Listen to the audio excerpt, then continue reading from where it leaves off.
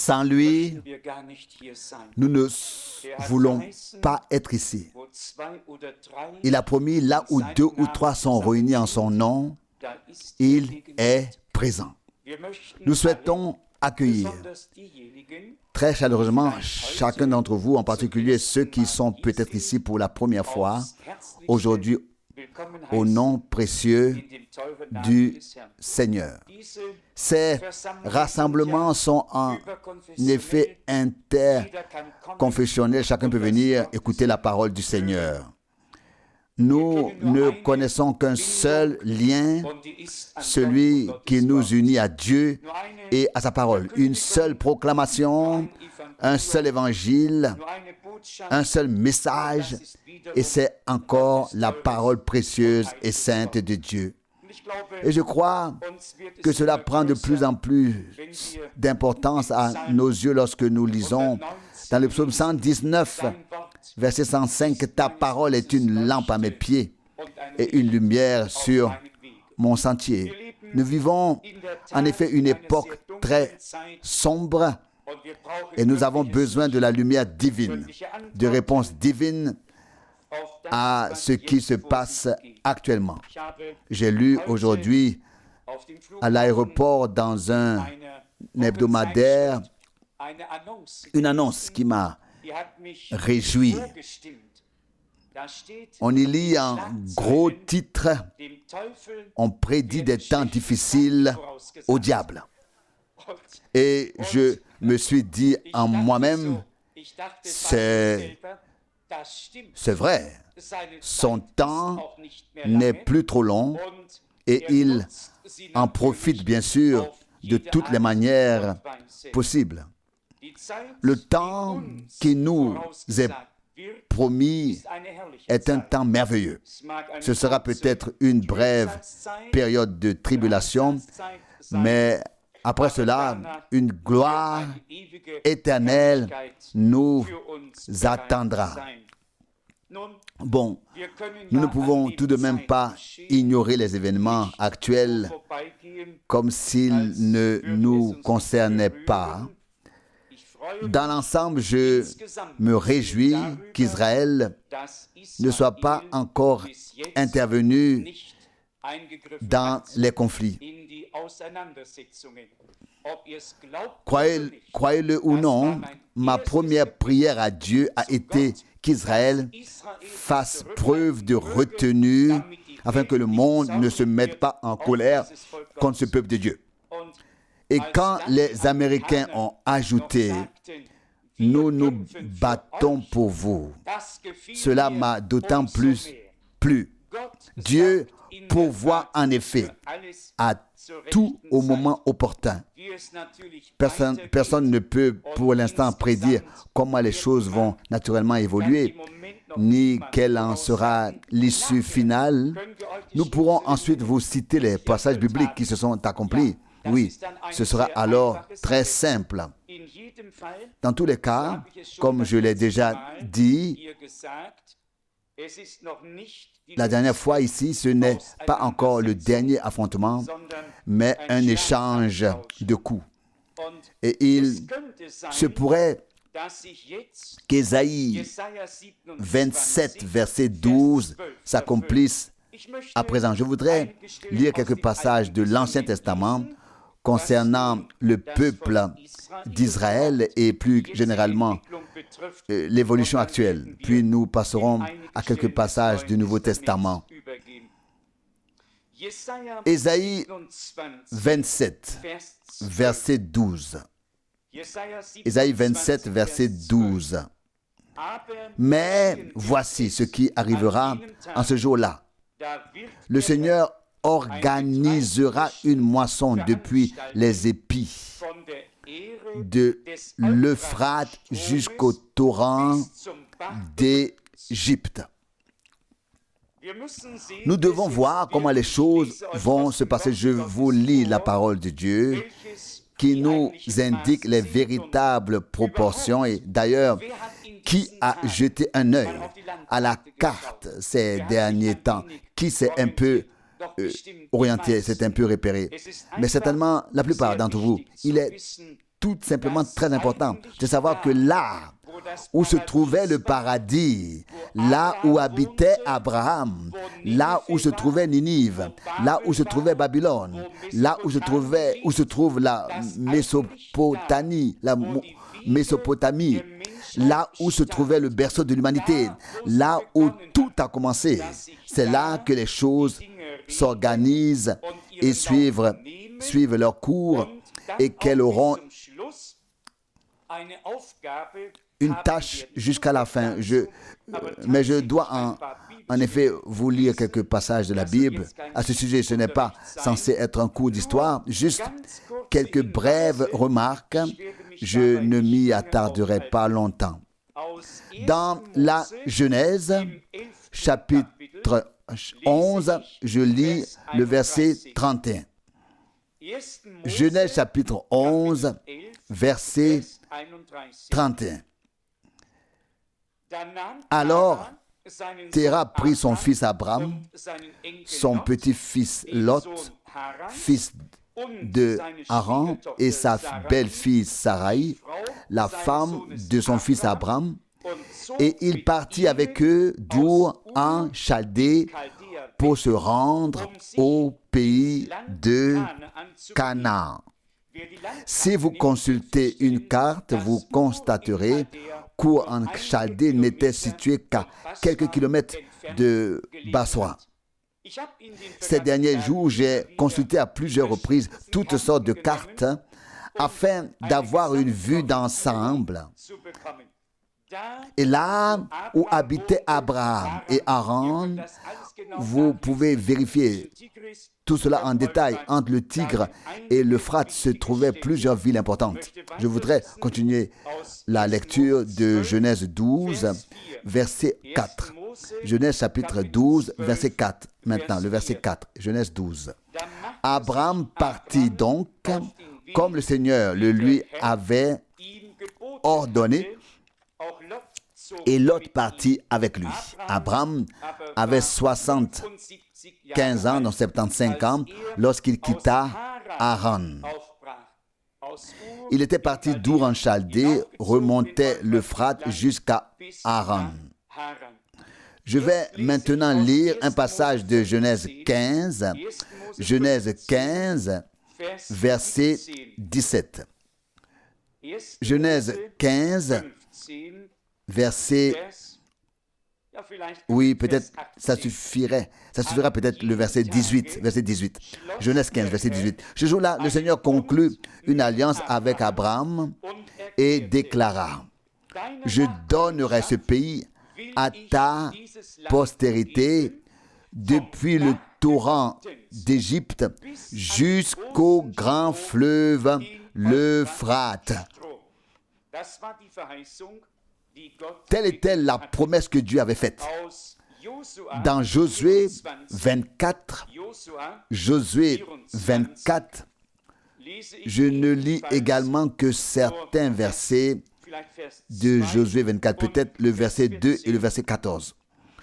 Josué 24, verset 2, puis verset 14. Alors Josué dit à tout le peuple: ainsi parle le Seigneur, le Dieu d'Israël. Vos pères habitaient autrefois de l'autre côté de l'Euphrate, notamment Téra, le père d'Abraham et de Nahor, et ils adoraient d'autres dieux. Verset 3. Alors j'ai fait sortir votre père Abraham du pays situé de l'autre côté de l'Euphrate, je l'ai fait errer dans tout le pays de Canaan. Et maintenant le verset 14 de Josué 24, verset 14.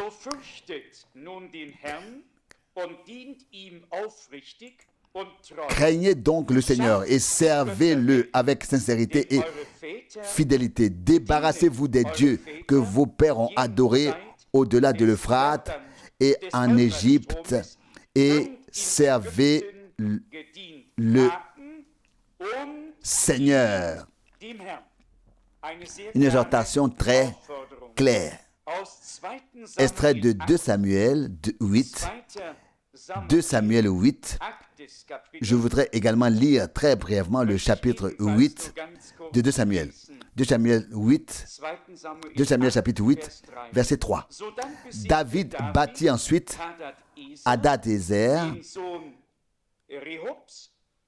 fils de Rehob, roi de Zoba, lorsque celui-ci était parti pour rétablir son règne sur l'Euphrate.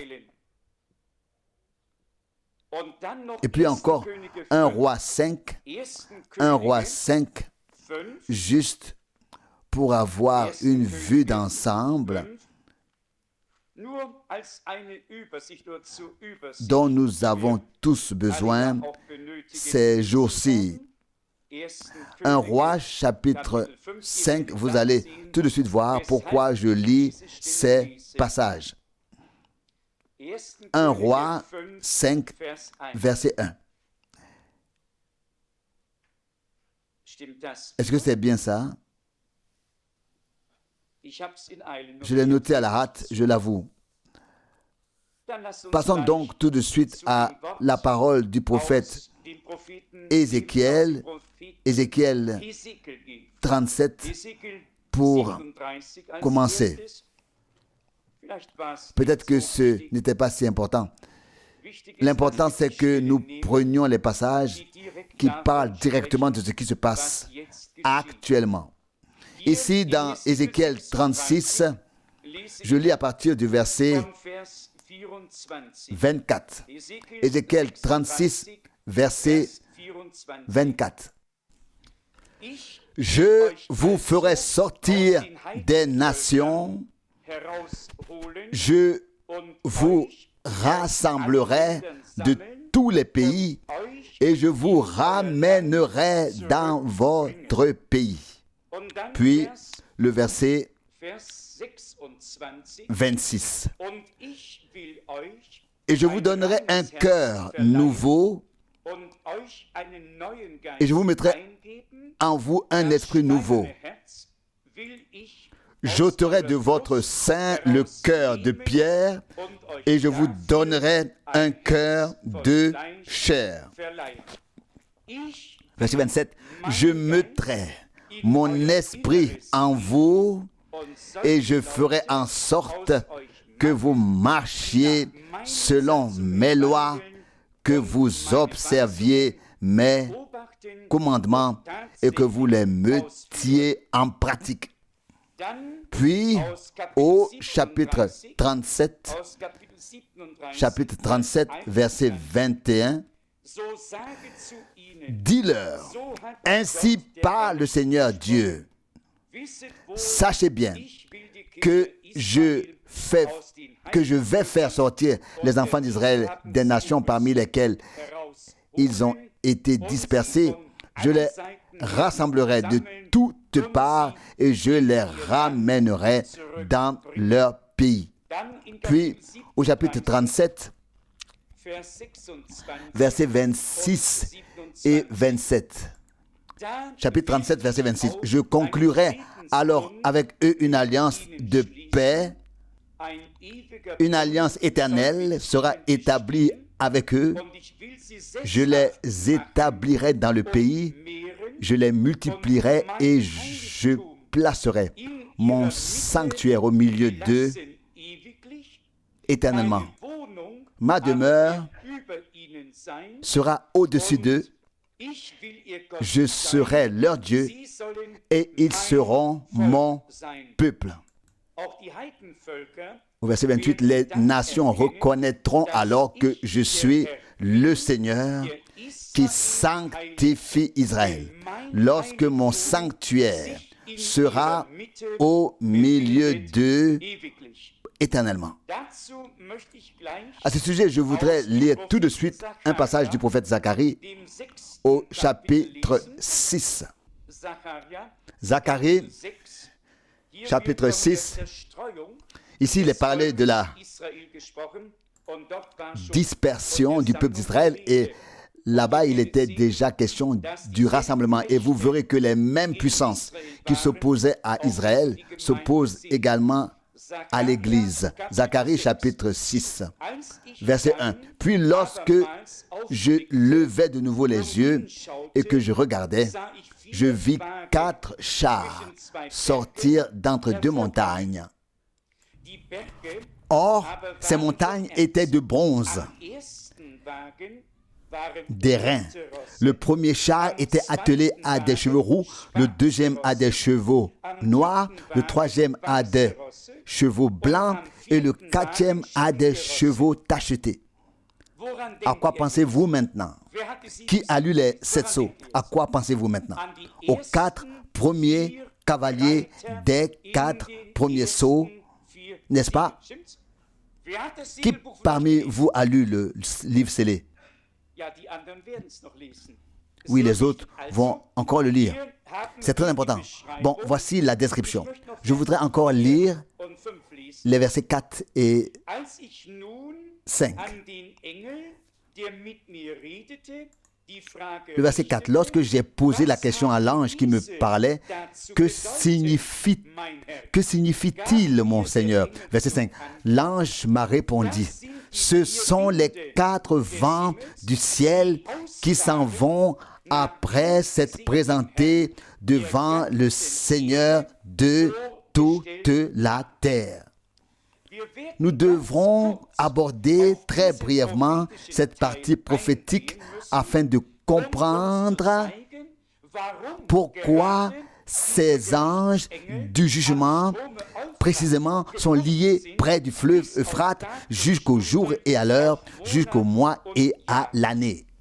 À ce sujet, je vais lire un passage de l'Apocalypse, chapitre 9. Apocalypse, chapitre 9, du verset 13 à 15. Apocalypse, chapitre 9, verset 13 à 15. Le verset 13. Le 6e ange sonna de la trompette. J'entendis alors une voix venant des 4 cornes de l'autel d'or qui se trouve devant Dieu. Verset 14. Qui ordonna au 6e ange, celui qui tenait la trompette, détache les 4 anges qui sont liés près du grand fleuve l'Euphrate. Verset 15. Alors, les 4 anges qui étaient prêts à l'heure, au jour, au mois et à l'année fixée furent déliés pour tuer le tiers des hommes. On nous dit ici où ces 4 anges du jugement sont enchaînés, liés. Vous savez, bien que lorsqu'une personne est enchaînée, elle peut aboyer, mais elle ne peut pas encore faire ce qu'elle veut. Pour l'instant, on ne fait qu'évoquer ce qui se passera alors. Pour l'instant, ces 4 anges du jugement sont encore enchaînés, mais comme je viens de le dire, cela laisse entrevoir d'où viendra le coup contre Israël. La dernière chose contre Israël. Nous l'avons vu dans Zacharie 4. Ces 4 chevaux dont les couleurs sont reproduites à l'identique dans les 4 premiers sceaux sont, et il y a 2 choses. Premièrement, dirigés contre Israël depuis l'ancienne Babylone, et l'avez-vous entendu, Hussain veut justement reconstruire Babylone. C'est en effet une très belle chose. Il n'a plus besoin de la reconstruire car elle a été déjà déplacée depuis longtemps, depuis l'Euphrate, bien plus loin. Vous savez, dans le Nouveau Testament, la grande ville qui règne sur les rois de la terre est désignée comme la grande Babylone. Encore et encore. Il n'a donc rien à reconstruire. Dans l'Apocalypse 17, cela est écrit à plusieurs reprises. Je ne lis ici que le verset, oui, la dernière partie du verset 5 dans Apocalypse 17. La dernière partie du verset 5. Et sur son front était écrit un nom, un mystère, la grande Babylone, la mère des prostituées et des abominations de la terre. On peut donc le lire à plusieurs reprises, notamment au chapitre 18, verset 2. Apocalypse 18, verset 2. Il s'écria d'une voix puissante, elle est tombée, la grande Babylone. Elle est devenue la demeure des démons, le repère de tous les esprits impurs et le refuge de tous les oiseaux impurs et abominables. On trouve donc à plusieurs reprises dans l'Apocalypse la description de cette Babylone de Rome. Au chapitre 18, au verset 10, il est écrit, Apocalypse 18, verset 10, « De loin, ils se tiendront saisis de crainte devant son tourment et s'écrieront, « Malheur, malheur à toi, grande ville de Babylone, ville puissante. En une seule heure, le jugement est tombé sur toi. » Et puis au verset 21, nous lisons, au verset 21, « Alors un ange puissant souleva une pierre aussi grande qu'une meule et la jeta dans la mer en disant, « C'est ainsi que la grande ville de Babylone sera précipitée avec violence et ne sera plus retrouvée. » Voilà pour l'instant le parallèle entre l'ancienne Babylone au bord de l'Euphrate et cette Babylone, là, la grande ville qui n'a fait que répandre la confusion sur toute la terre. Babel signifie porte de Dieu. Babylone signifie confusion. Et ainsi nous voyons que là où la porte de Dieu aurait pu et dû se trouver, la confusion s'est installée et s'est répandue sur toute la terre. Dans le chapitre 16 de l'Apocalypse, il nous est ensuite décrit précisément quand cette Babylone sur l'Euphrate, probablement ou certainement unie à la Babylone de Rome, se dressera à nouveau contre Israël. Apocalypse 16, verset 12. Sur ce, le sixième, donc le verset 12, Apocalypse 16, verset 12. Sur ce, le sixième versa sa coupe sur le grand fleuve l'Euphrate, et ses eaux se tarirent, afin que le chemin fût ouvert au roi venant de l'Orient. Verset 13, je vis sortir de la bouche du dragon, de la bouche de la bête et de la bouche du faux prophète, 3 esprits impurs, semblables à des grenouilles. Verset 14, ce sont en effet des esprits diaboliques qui accomplissent des prodiges. Ceux-ci se rendent auprès des rois de toute la terre, pour les rassembler en vue de la bataille du grand jour de Dieu le Tout-Puissant. Verset 15, voici je viens comme un voleur. Béni celui qui veille et qui garde ses vêtements prêts afin de ne pas avoir à marcher nu et que l'on ne voit pas sa honte. Verset 16. Et ils les rassemblèrent dans la région qui en hébreu s'appelle Armageddon. En hébreu,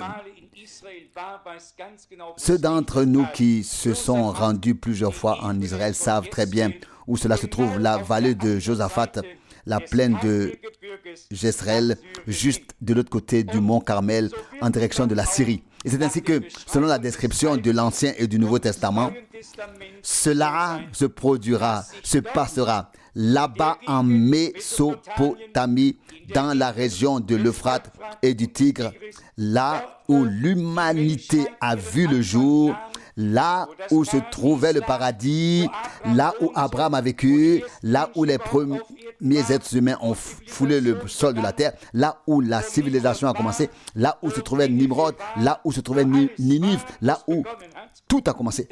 C'est là où tout a commencé, que tout prendra fin.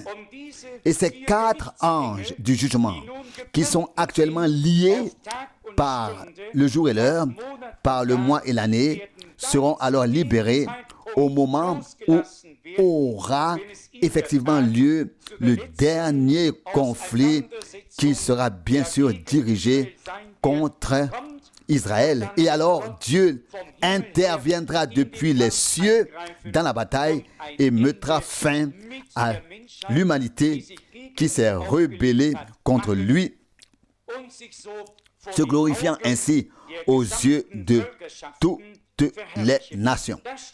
C'est ce qui est écrit dans le prophète Ézéchiel, plus précisément au chapitre 38, versets 22 et 23. Ézéchiel 38, versets 22 et 23. Verset 22. Je ferai retomber sur lui mon châtiment, peste, effusion de sang, pluie torrentielle et grêlon. Je ferai pleuvoir sur lui, sur ses armées et sur les nombreuses nations qui l'accompagnent du feu et du soufre. Verset 23, ainsi, je manifesterai ma grandeur et ma sainteté et je me ferai connaître aux yeux de nombreux peuples afin qu'ils reconnaissent que je suis le Seigneur. Nous pouvons donc être tout à fait rassurés. Tout se déroule comme prévu, tel que Dieu l'a fait consigner dans sa parole et tel qu'il l'a déjà ordonné et déterminé avant la fondation du monde. Nous chantons d'ailleurs dans un cantique, « Tout doit se passer comme il le veut. Tais-toi, cœur, tais-toi. » Nous n'avons pas à nous inquiéter pour Israël. Dieu combattra pour son peuple et veillera sur lui. Il faut toutefois réfléchir très sérieusement au fait que ces puissances s'agitent. Et je l'ai probablement déjà dit ici la dernière fois, nous pouvons tous déjà prédire ce qui va arriver. La haine de l'ensemble du monde arabe envers Israël va s'intensifier à tel point qu'on mettra tout en œuvre pour porter le dernier grand coup. Mais alors, Dieu frappera. Alors Dieu mettra fin à tout cela. Et nous le savons déjà, maintenant, il ne frappera pas de fausses cibles. Il ne manquera jamais sa cible. Non, avec Dieu, ce ne seront que des coups au but. En réalité, nous ne nous réjouissons pas de voir des gens souffrir. Alors que nous y pensons maintenant, alors que nous sommes rassemblés ici en toute tranquillité et paix devant la face de Dieu, il y a là-bas des pères et des fils, des hommes au front qui ne veulent pourtant pas se battre, qui sont envoyés là-bas et risquent leur vie pour un combat qui est perdu d'avance. Nous pensons à tout cela et je dois dire en toute honnêteté, jamais le passage de Romains 8 ne m'a paru aussi important qu'au cours de ces dernières semaines que nous traversons. Il y est dit, toute la création attend et aspire à ce que les fils de Dieu soient révélés et libérés de la nature éphémère à laquelle elle a été soumise. Et ce ne sont pas seulement nous qui avons reçu l'Esprit en tant que premier don, mais toute la création elle-même aspire à être délivrée de cette nature passagère à laquelle elle a été soumise de force à cause de l'homme qui a chuté, afin qu'elle aussi connaisse la rédemption, que tout soit renouvelé et préparé pour le royaume millénaire, pour le millénium. Si je peux maintenant lire encore un passage concernant les ravages ou la détresse qui ne surviendront qu'après l'enlèvement tiré d'Apocalypse 7. Au sujet de ces 4 vents ou de ces 4 anges, 2 termes sont utilisés ici, juste pour conclure ainsi. Apocalypse, chapitre 7, du verset 1. Après cela, je vis 4 anges debout aux 4 extrémités de la terre. Ils retenaient les 4 vents de la terre, afin qu'aucun vent ne souffle sur la terre, ni sur la mer, ni sur aucun arbre. Verset 2. Je vis ensuite un autre ange monter de l'Orient. Il avait le sceau du Dieu vivant. Il s'adressa d'une voix forte aux 4 anges à qui il avait été donné de causer des ravages sur la terre et sur la mer en leur disant, verset 3, « Ne causez aucun malheur sur la terre, ni sur la mer, ni aux arbres, jusqu'à ce que nous ayons marqué d'un sceau sur le front les serviteurs de notre Dieu. » Il ressort très clairement de ce passage que la destruction et le malheur ne peuvent survenir qu'après le ministère des 2 témoins, après l'appel et le scellement des 144 000. À présent, ces forces se manifestent, mais elles sont encore liées. Elles seront alors déchaînées, et ce qui se passera alors, nous l'avons déjà lu et pouvons le retrouver dans d'autres passages bibliques. En lisant le verset 2 concernant l'ange de l'Orient, je repense à un séjour en Israël, à Eilat, lorsqu'un homme venu du Japon, de Tokyo, s'y est présenté, a prêché avec ferveur et a rassemblé quelques personnes autour de lui. Je me suis entretenu avec lui. Par la suite, je lui ai demandé quelle était sa mission. Il m'a répondu, je suis l'ange d'Apocalypse 7, verset 2. Et je lui ai alors demandé, mais oui, et comment justifies-tu cela? Eh bien, il me dit, mais je viens du lever du soleil. Je viens du lever du soleil. C'est écrit un ange du lever du soleil. Et je lui ai dit, mais tu n'es pas un ange. Tu n'es pas un ange. Enfin, quoi qu'il en soit, vous savez bien qu'avec ce genre de personnes, la conversation ne dure pas longtemps. On y vient très vite au but. Combien pouvons-nous être reconnaissants que Dieu nous ait donné une compréhension claire, mais aussi un esprit lucide, qu'il nous ait préservés jusqu'à présent et qu'il continuera à nous préserver jusqu'à la fin. Nous sommes également reconnaissants envers Dieu de ne pas défendre une opinion, de n'avoir aucune doctrine, mais de pouvoir enseigner librement et ouvertement la parole de Dieu telle qu'elle est écrite. Il y a cependant une chose qui me tient particulièrement à cœur, à savoir, quand on pense que le temps qui nous reste est compté. Où en sommes-nous?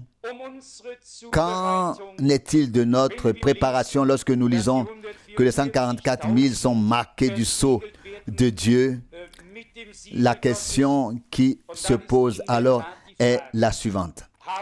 Avons-nous déjà fait l'expérience de Dieu de telle sorte que non seulement nous sommes devenus croyants, mais que nous avons également reçu le sceau de Dieu comme confirmation que Dieu nous a acceptés.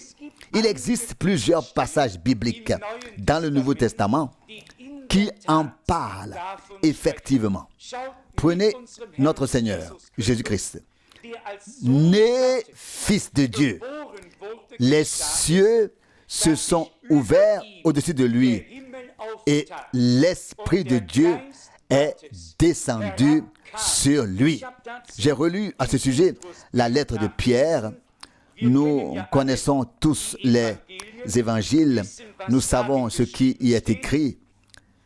Dans la lettre de Pierre, nous lisons de Pierre, chapitre 1, à partir du verset 16, ou alors du verset 16. 1 Pierre, donc 2 Pierre, pardon, chapitre 1, verset 16. Car ce ne sont pas des fables habilement conçues que nous avons suivies lorsque nous vous avons annoncé la puissance et le retour de notre Seigneur Jésus-Christ. Mais nous avons été témoins oculaires de sa gloire merveilleuse. Verset 17, car il a reçu de Dieu le Père honneur et gloire lorsque de la gloire sublime, cette voix lui a été adressée. Celui-ci est mon Fils bien-aimé en qui j'ai mis toute ma joie, tout mon bon plaisir.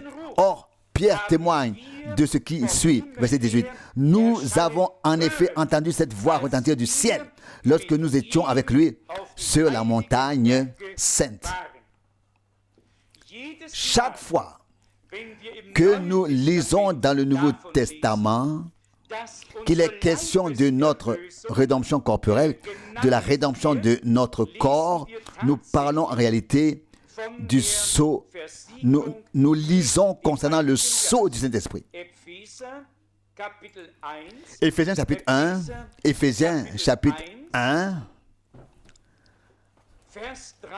verset 13.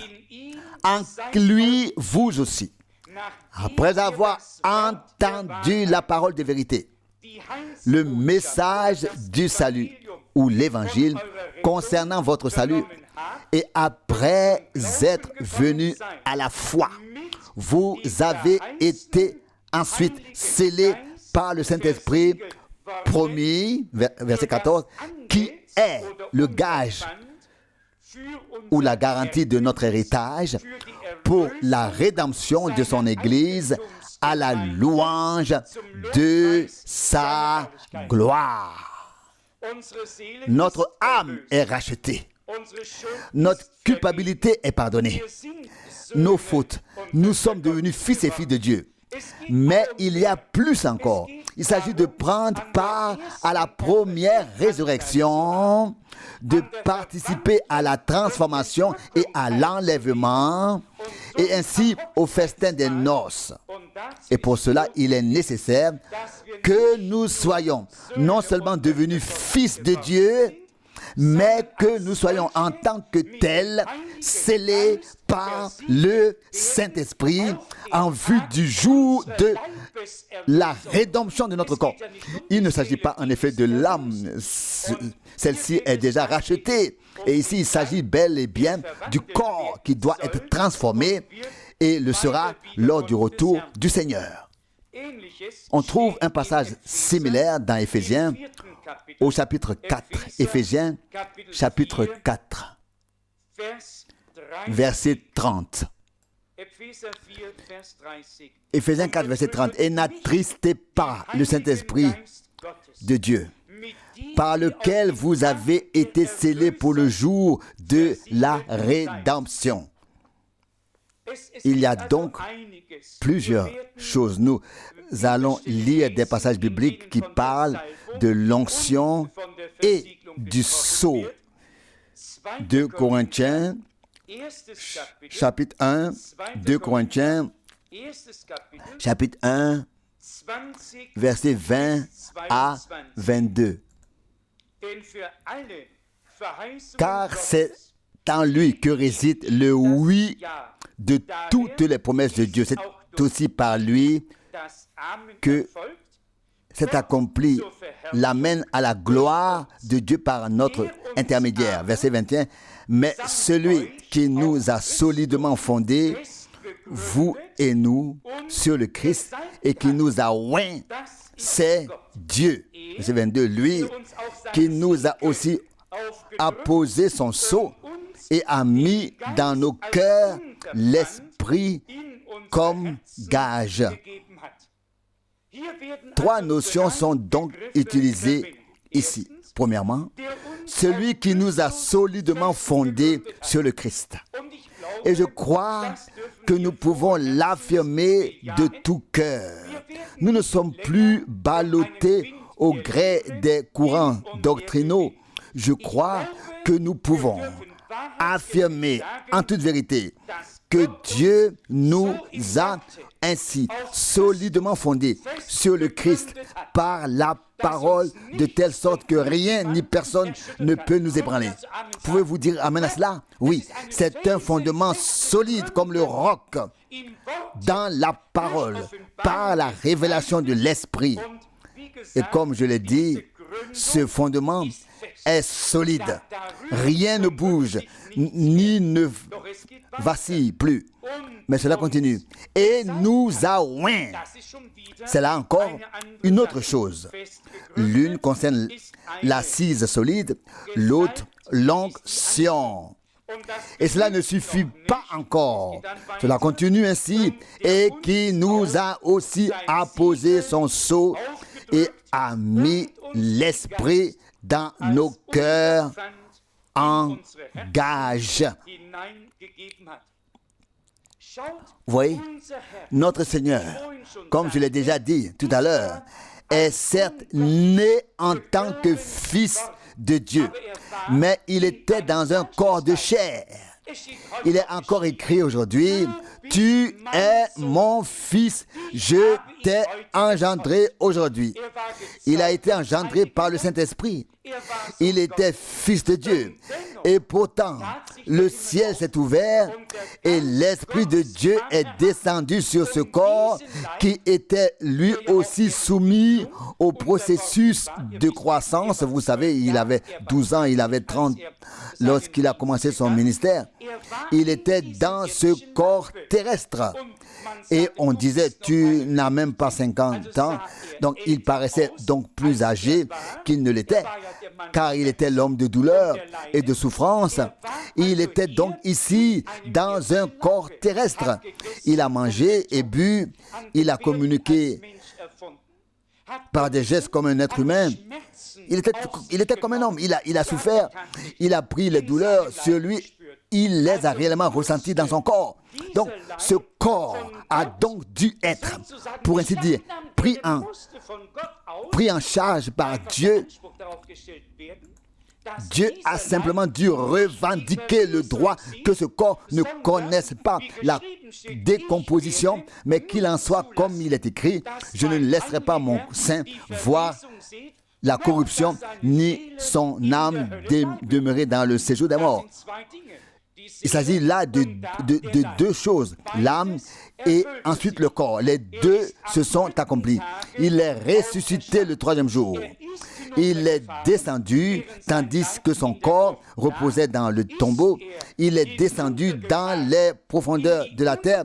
Puis, il est ressuscité le troisième jour. Et le corps avec lequel il est ressuscité est précisément ce corps de résurrection que nous aurons lorsque le Seigneur reviendra et que les morts en Christ ressusciteront les premiers. Puis que nous,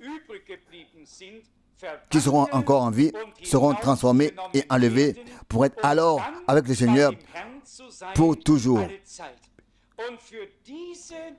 Et pour cette transformation de notre corps, il est nécessaire que la puissance transformatrice de Dieu, la puissance du Saint-Esprit, vienne déjà habiter dans ce corps terrestre afin de pouvoir ensuite le transformer de l'intérieur vers l'extérieur. Nous avons en effet déjà lu plusieurs fois ce passage de l'Épître aux Romains.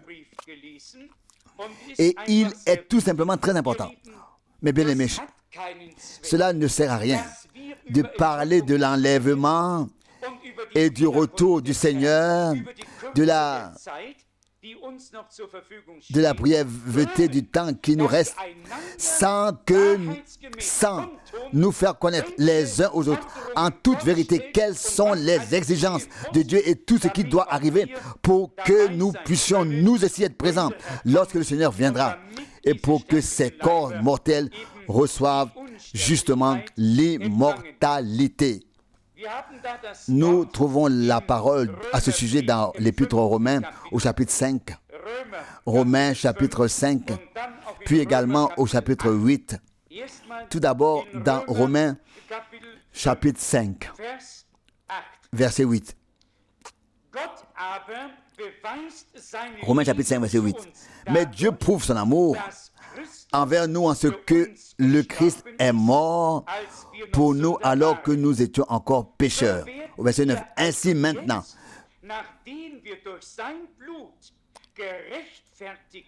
que nous sommes justifiés par son sang, nous serons d'autant plus assurés d'être sauvés par lui de la colère. Il s'agit du salut, avant que la colère ne s'abatte. Passons maintenant au chapitre 8 de l'Épître aux Romains, Romains chapitre 8, verset 11.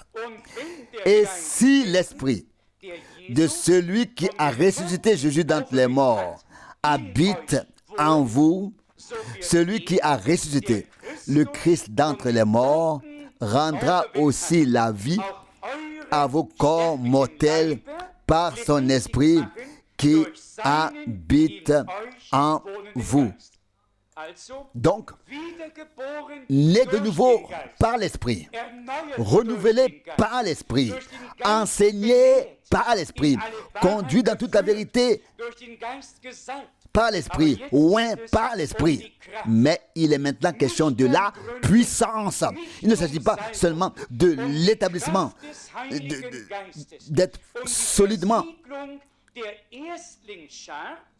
fondé en Christ, ni seulement d'être loin, donc seulement de l'onction, mais de la puissance du Saint-Esprit, du sceau apposé sur les prémices. Cela aussi, nous pouvons le lire clairement ici dans le chapitre 8 de l'Épître aux Romains. Dans le chapitre 8 de l'Épître aux Romains, poursuivons la lecture à partir du verset 19. Car la création attend avec impatience la révélation des fils de Dieu. Verset 20.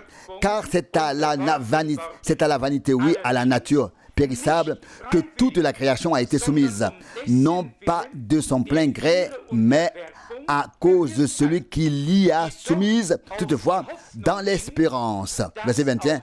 Qu'elle aussi, la création, sera libérée de l'esclavage de la nature périssable pour entrer dans la liberté dont jouiront les enfants de Dieu dans leur état de glorification. Qu'est-ce que la glorification? Lorsque ce corps mortel revêtera l'immortalité et que le périssable revêtira l'impérissable. Lorsque la parole s'accomplira, la mort a été engloutie dans la victoire. Mort, où est ton aiguillon? Enfer, où est ta victoire? Grâce soit rendue à Dieu. Ainsi est-il écrit plus loin dans 1 Corinthiens 15, qui nous a donné la victoire par Jésus-Christ notre Seigneur. Poursuivons notre lecture à partir du verset 22 maintenant. Nous savons que cette Romains 8, verset 22. Romains 8, verset 22. Nous savons en effet que jusqu'à présent toute la création gémit ensemble et attend dans la souffrance sa renaissance. Verset 23, mais ce n'est pas seulement elle, nous aussi qui possédons déjà l'Esprit, comme premier don, nous gémissons en notre fort intérieur en attendant la révélation de notre filiation, c'est-à-dire la rédemption de notre corps.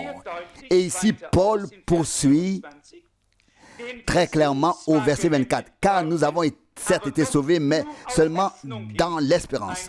Or, une espérance que l'on voit déjà n'est plus une espérance. En effet, pourquoi espérer encore quelque chose que l'on voit déjà? Verset 25. Si au contraire, nous espérons ce que nous ne voyons pas encore, nous l'attendons avec patience. On pourrait continuer à lire. Hier soir à Krefeld, j'ai écouté le frère Schmidt lire Matthieu 25. Et je dois avouer franchement qu'une profonde mélancolie m'a envahi. On peut vraiment lire aujourd'hui, moi, toi et nous tous, on peut lire la parabole des 10 vierges. Toutes avaient des lampes, toutes les lampes brillaient, toutes se mirent en route pour aller à la rencontre de l'époux. Mais ensuite, la situation est devenue grave et critique.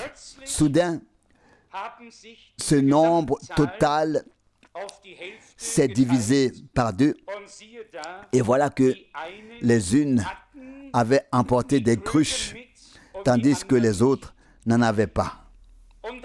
Et cela s'applique à la fin des temps, car c'est la parabole directe liée au retour de l'époux.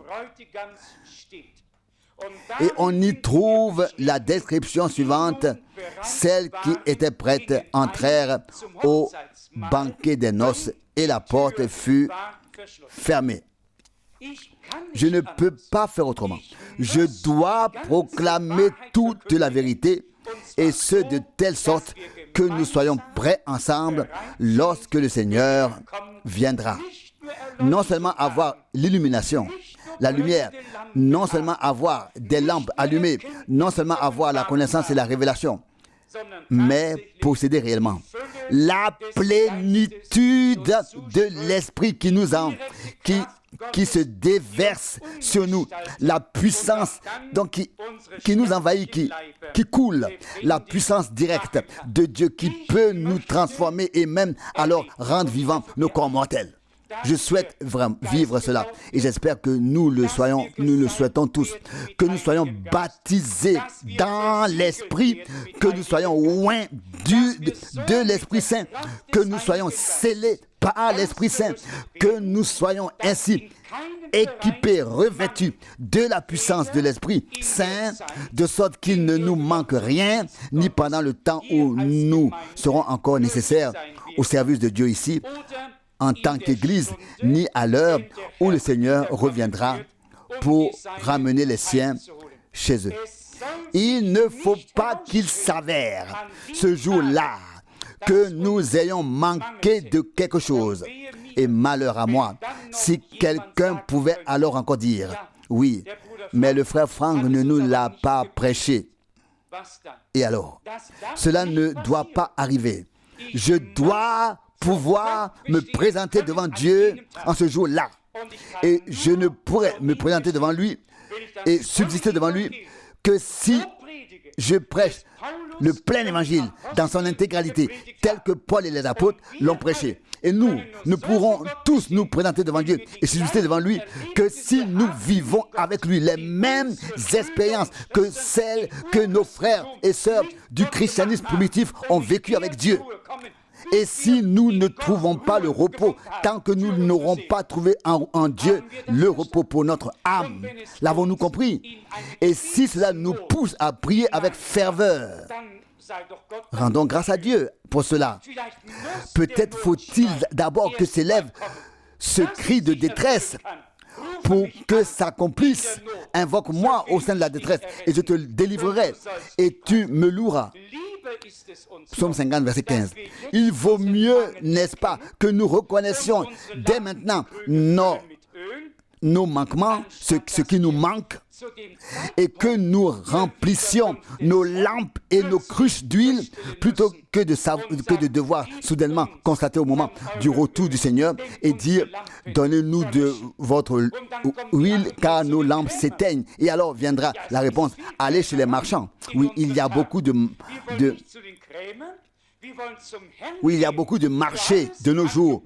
Nous ne voulons pas aller chez les marchands. Nous voulons aller vers le Seigneur. Jean a prêché au sujet de notre Seigneur. Il a dit, je vous baptise d'eau et en vue de la repentance. Mais celui qui vient après moi est plus grand que moi. Il vous baptisera d'Esprit Saint et de feu. Et il a dit, il tient la pelle à la main et il va balayer ou nettoyer son air de battage à fond. Nous devons donc proclamer le plein évangile dans son intégralité. Et pas seulement cela, nous devons aussi le vivre, l'expérimenter personnellement. Je ne m'en contenterai pas tant que cela. Et il faut qu'une percée se produise très bientôt. Cela doit arriver. Et si cela doit nous coûter notre indifférence, quelle qu'elle soit encore, mieux vaut vouloir en avoir davantage quand on en a déjà assez que de ne plus vouloir rien, que de ne plus vouloir plus quand on n'en a pas assez. Oui, que de ne plus rien vouloir quand on n'en a pas assez. Il vaut tout de même mieux avoir trop que pas assez lorsque le Seigneur reviendra chercher les siens. Je voudrais juste lire très brièvement ce passage de la première épître de Pierre afin que nous puissions alors atteindre cet état en tant qu'Église et être véritablement unis devant le Seigneur comme il est écrit dans 1 Pierre chapitre 3 verset 8. 1 Pierre chapitre 3 verset 8. Enfin, soyez tous unis, pleins de compassion et d'amour fraternel, miséricordieux et humble. 1 Pierre 3, verset 8. Verset 9. Ne rendez pas le mal pour le mal, ni l'injure pour l'injure. Au contraire, bénissez, car c'est à cela que vous avez été appelés, afin d'hériter de la bénédiction. Verset 10. Car celui qui veut trouver la joie dans sa vie et voir des jours heureux, qu'il retienne sa langue du mal et ses lèvres de toute parole trompeuse. Verset 11. Qu'il se détourne du mal et fasse le bien. Qu'il recherche la paix et la poursuive. Verset 12. Car les yeux du Seigneur sont tournés vers les justes et ses oreilles vers leurs supplications. Mais la face du Seigneur est tournée contre les malfaiteurs. Il s'agit ici principalement de cela. Qu'en tant qu'enfants de Dieu, en tant que grande famille, nous grandissions ensemble d'une manière ou d'une autre, selon la parole, selon cette parole, ce qui va ensemble grandit ensemble. Un seul esprit, un seul Seigneur, une seule foi, un seul baptême, né de la même parole, recevant la vie de Dieu par le même esprit. Il n'y a qu'un seul genre de fils et de filles de Dieu. Et comme je l'ai déjà dit, en tant que fils et filles de Dieu, nous devons faire nos preuves et être intronisés dans notre rang. Il y a un passage dans l'Épître aux Hébreux, je ne sais pas si je peux le retrouver d'emblée, mais il y est écrit que tant que le Fils est mineur, c'est plutôt dans Jacques, dans Galates chapitre 4, tant que le Fils est mineur, il n'y a aucune différence entre lui et le serviteur. Mais lorsqu'il est majeur, qu'il a fait ses preuves et qu'il est alors établi dans la filiation en tant que Fils éprouvé de Dieu, il devient alors l'héritier du trône et peut commencer à régner. Mes chers amis, Dieu veut faire de nous une armée de vainqueurs, une armée des prémices. Il veut quelque chose de particulier. Il le dit déjà dans le prophète Malachie. Vous serez pour moi en ce jour-là un peuple à part, un trésor particulier. Dieu a une troupe des prémices comme sa propriété particulière. Et c'est à chaque époque et dans chaque âge la troupe des vainqueurs, véritablement appelée à sortir par l'Esprit. Et je crois que nous en faisons partie. Et je vais vous dire pourquoi. Parce que Dieu nous a accordé la grâce de ne pas nous contenter de parler d'un messager qu'il a envoyé, ni d'un message, mais parce que ce qui est écrit s'est accompli en nous. Que celui qui a des oreilles entende ce que l'Esprit dit aux églises. Combien de personnes se réclament d'un messager de Dieu tout en parlant à côté de Dieu, au lieu d'écouter ce que l'Esprit a révélé et de se laisser conduire par l'Esprit de Dieu dans toute la vérité. Ils transforment le message divin en un message qui leur est propre et l'enseignement de Dieu en leur propre doctrine. C'est ainsi qu'une nouvelle confusion s'installe et qu'ils n'ont véritablement pas compris ni replacé correctement l'envoi d'un messager divin. C'est pourquoi je pense pouvoir dire en toute vérité devant Dieu, non seulement nous avons reconnu que Dieu, au cours des 7 âges de l'Église, avait des messagers et ces messages conformément aux 7 épîtres ou 7 lettres, mais nous avons également reconnu que l'Esprit a révélé ce que l'épouse doit entendre en ces jours, ce qui doit lui être rendu accessible et ce qui doit lui être révélé. Et je le souligne encore une fois, Dieu nous a fait la grâce de ne rien ajouter du tout, de ne rien interpréter, rien ajouter à côté, mais ou retrancher, simplement de croire et d'accueillir, d'écouter ce que l'Esprit dit aux églises. Et ainsi, je crois, du fond du cœur et par conviction, que nous avons été élus par Dieu pour faire partie de ce troupeau des prémices de notre temps, qui a toujours prêté attention à ce que l'Esprit avait à dire aux églises. Et c'est pourquoi il n'y a pas non plus de culte autour d'un prophète quelconque, ni de longs discours autour d'un homme de Dieu, mais la proclamation de tout le dessein de Dieu, l'initiation à ce que Dieu a révélé. Nous sommes reconnaissants qu'il ait envoyé son serviteur et prophète en notre temps, tout comme il avait autrefois un Paul et à bien d'autres époques ses messagers. Je le répète sans cesse, par conviction. Nous n'aurions pas su ce que nous savons aujourd'hui si Dieu n'avait pas envoyé son serviteur et prophète, notre frère bien-aimé, frère Branham. C'était un homme envoyé de Dieu. C'était un prophète envoyé par Dieu. Le Seigneur a en effet envoyé ses serviteurs et ses prophètes, tant dans le passé que dans le présent, car il est écrit ainsi, il ne fait rien sans avoir révélé son mystère à ses serviteurs, les prophètes. Et tout comme Dieu a ramené son peuple d'Israël sur la terre de la promesse pour y procéder ensuite à l'appel à sortir et au scellement, ce n'est pas à New York que le scellement aura lieu, ni à Moscou. Les Juifs du monde entier doivent retourner dans la terre promise. Les 2 prophètes ne prendront pas l'avion pour New York, ni pour aucun autre endroit. Ils resteront là-bas. Et c'est pourquoi ceux qui sont comblés de la grâce de Dieu doivent se trouver là où est proclamé le message qu'ils doivent entendre. Il en va de même pour l'Église, épouse issue des nations.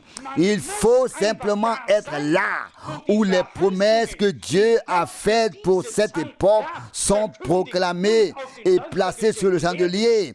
On ne peut pas rester dans les dénominations qui n'ont absolument aucune idée de ce que Dieu fait actuellement et qui, lorsqu'ils en entendent parler, rejettent cela. Il faut être là où Dieu parle, là où Dieu agit, là où il se révèle. Il faut être là où, selon sa parole, Dieu accomplit l'histoire du salut avec son peuple.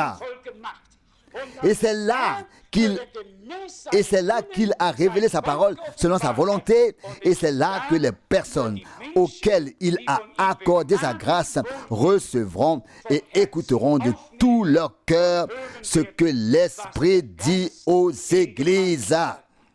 Je crois que nous avons résumé l'ensemble de ces points pour ce week-end. Dieu suit son chemin avec le peuple d'Israël. Nous voyons qu'il y a des combats, Nous non plus, nous ne serons pas épargnés par le combat, mais voici ce que nous savons déjà aujourd'hui, la victoire de Golgotha est bel et bien notre victoire. Que nous apparaîtrons devant le trône de Dieu en tant que troupe des vainqueurs. Et cela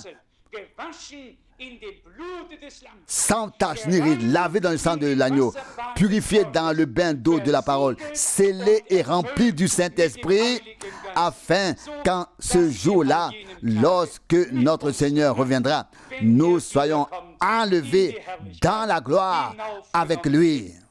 Je crois que cela arrivera. Et j'ai souvent dit, si Dieu ne mène pas à bien son œuvre avec nous, qui prenons sur nous tout l'opprobre de son nom et de sa parole, qui le suivons dans l'obéissance au mieux de nos connaissances et de notre compréhension, et qui croyons de notre compréhension, et qui croyons en toutes les promesses qu'il a faites. Si Dieu ne mène pas à bien son œuvre avec nous, qui nous sommes entièrement rangés de son côté, alors avec qui l'amènera-t-il à bien? Avec qui achèvera-t-il son œuvre? Avec ceux qui ne savent même pas de quoi il s'agit aujourd'hui, qui ne connaissent pas du tout le message de Dieu, ceux qui n'ont encore jamais été en contact avec l'œuvre du salut qui se déroule de nos jours? Non. Là où Dieu révèle sa parole de promesse, c'est là qu'il accomplit l'histoire du salut. Là, il y a des gens qui croient en lui et lui font confiance. Pensez à l'époque de Moïse. Et d'ailleurs, en tout temps, là où Dieu a fait des promesses, c'est là qu'il les a aussi accomplis en ceux qui ont cru en sa parole et l'ont accueilli. Dans cette génération, à la fin de cet âge, c'est par grâce que nous en faisons partie. Nous ne sommes pas mieux que les autres, ou peut-être même pire. Oui, pas seulement peut-être, mais très certainement. Ce n'est pas ce que nous sommes qui compte, mais ce que Dieu a fait de nous. Et Paul l'a clairement exprimé. Ce qui n'est rien aux yeux du monde, Dieu l'a choisi pour en faire quelque chose à sa gloire. Réjouissons-nous donc dans le Seigneur, notre Dieu. D'une part, nous constatons et ressentons que nous n'avons pas encore tout ce dont nous avons besoin. D'autre part, nous savons que Dieu nous donnera tout ce dont nous avons besoin avant le retour de Jésus-Christ. Mais s'il vous plaît, mettons tout en œuvre pour que cela puisse arriver très bientôt, car le temps est vraiment grave et il est court. Et le retour du Seigneur est tout proche. Que le Dieu fidèle nous bénisse, nous, son peuple de l'Alliance du Nouveau Testament, ainsi que le peuple d'Israël, qu'il bénisse là où il faut bénir, là où une bénédiction durable de Dieu peut se manifester, à savoir là où les hommes sont rassemblés en son saint nom pour écouter sa sainte parole et sous l'onction et la révélation du Saint-Esprit.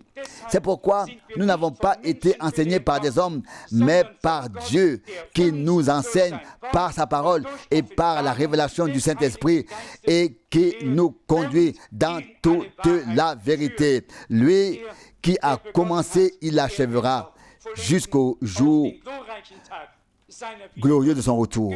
Que son saint nom soit loué et glorifié. Amen. Levons-nous et rendons grâce ensemble au Seigneur. Seigneur fidèle, nous te rendons grâce ensemble de nous permettre d'être ainsi rassemblés devant ta face.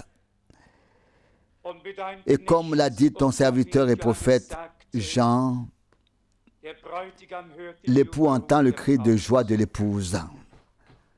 Seigneur bien-aimé, tu es notre époux. Tu as établi une relation d'amour avec nous. Nous nous reposons sur ta poitrine pour entendre les paroles douces, les promesses qu'un époux fait à son épouse. Il lui fait des promesses. Il lui dit tout ce qu'il va faire. Seigneur bien-aimé, tu ne nous appelles plus serviteurs ni étrangers, mais tes amis. Et tu nous fais connaître et comprendre ce que tu fais en ce moment. Ô époux de notre âme, notre Rédempteur, agneau de Dieu, tu as donné ta vie, tu as versé ton sang, tu as crié, tout est accompli. Ton côté a été ouvert afin que l'épouse puisse être rachetée. Chair de ta chair, eau de tes eaux, issue de toi, sortie de toi, et qui te sera présenté et qui en ce jour-là sera semblable à toi. Seigneur bien-aimé, nous te remercions de ce que nous n'avons pas seulement parcouru un chemin, mais que nous pouvons te suivre jusqu'à ce que nous passions de la foi à la vue. Seigneur bien-aimé, nous te remercions pour l'envoi de ton messager.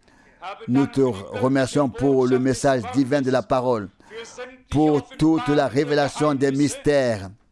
Mon Dieu et mon Seigneur, n'as-tu pas dit autrefois à tes disciples, il vous est donné de connaître les mystères du royaume de Dieu? Nos cœurs ne brûlaient-ils pas lorsque tu nous parlais, Seigneur bien-aimé? La fin de toutes choses est proche. Ton épouse suit ta voix. Nous t'en rendons grâce et ta voix est ta sainte parole. Seigneur fidèle, nous te prions de veiller sur Israël. Tu dis en effet que tu veilles sur la ville qui porte ton nom. Tu as dit le lieu que je choisirai, c'est là que je mettrai mon nom. Là, vous m'offrirez des sacrifices. Là, je me révélerai à vous et je vous parlerai. Seigneur, je te remercie. Nous savons où tu as révélé ton nom.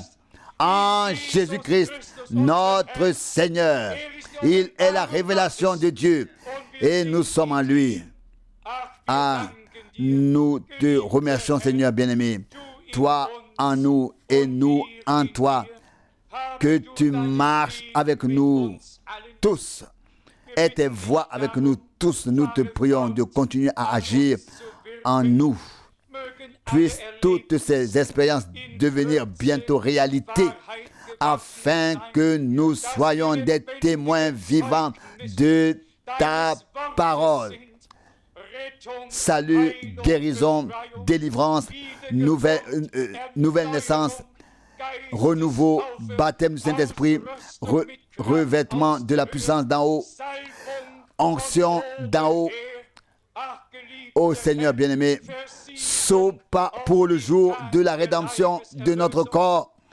Seigneur, nous croyons que nous pouvons faire partie de la multitude à qui aucune expérience ne manquera, mais où tout s'accomplira. Nous te rendons grâce, car nous croyons en chaque promesse et nous en ferons l'expérience. À toi, Dieu Tout-Puissant, nous rendons grâce d'avoir oint nos yeux et ouvert nos cœurs. Tu t'es révélé à nous, ainsi que ton dessein de salut. Nous t'en rendons grâce du fond du cœur. Bénis ton peuple de la nouvelle alliance, bénis ton peuple d'Israël et sois avec nous tous. Seigneur, lève-toi et que s'accomplisse l'annonce selon laquelle des temps difficiles attendent le diable. Il doit rendre tout ce qui appartient à Dieu. Il doit les laisser libres. Seigneur, tu appelles ton peuple. Nous t'en remercions. Il a perdu son droit. Il est vaincu. Il doit céder la place. Alléluia. Seigneur, nous te louons et nous te rendons grâce. Nous sommes à tes côtés, aux côtés du vainqueur de Golgotha. Et nous te rendons gloire à toi, seul, au nom de Jésus. Amen.